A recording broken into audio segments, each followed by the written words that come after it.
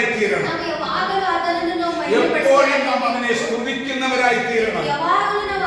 നാം എല്ലായ്പ്പോഴും നന്ദിയുള്ളവരായി അവന്റെ സന്നിധിയിലായിരിക്കണം. നമുക്ക് അനുഗ്രഹങ്ങൾ എപ്പോഴും വേണം. ദൈവം നമുക്ക് നന്മകൾ എപ്പോഴും നമുക്ക് തരണം. നാം ഒരു ജോലി ചെയ്താൽ അതിന് പ്രതിഫലം ലഭിക്കണം. അതിന് അധികാരപ്പെട്ടവർ അതിന്റെ പ്രതിഫലം നമുക്ക് നൽകുന്നത്. ദൈവത്തിന് വേണ്ടി ദൈവരാജ്യത്തിന് വേണ്ടി നിന്നുകൊണ്ട്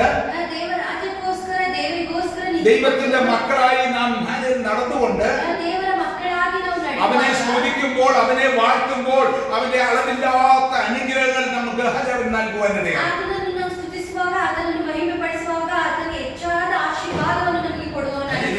അവനെ സ്തുതിക്കുന്നവർ അവനെ വാഴ്ത്തിയിട്ടുള്ളവർ ആരും നശിച്ചു പോയിട്ടില്ല.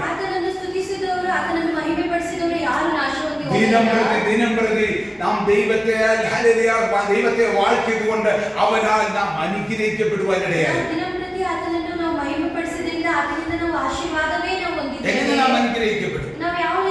മൂന്നാമത്തെ വാക്യം, ആകാശവും ഭൂമിയും ഉണ്ടാക്കിയ യഹോവ സിയോനിൽ നിന്ന് നിന്നെ അനുഗ്രഹിക്കുമാറാകട്ടെ.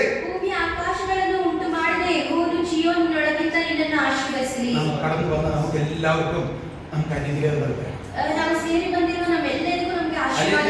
ദൈവത്തിൽ നിന്നുള്ള അനുഗ്രഹം മാത്രം മതിയെന്നൊരു തീരുമാനം നമ്മൾ എടുത്താൽ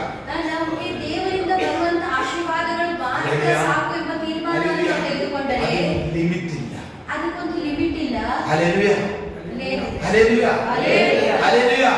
ദൈവത്തിൽ നിന്ന് നമുക്കൊരു അനുഗ്രഹം ലഭിച്ചാൽ അതിനൊരു ലിമിറ്റ് ഇല്ല. അവൻ നമ്മളെ നടത്തിക്കൊണ്ടേയിരിക്കും.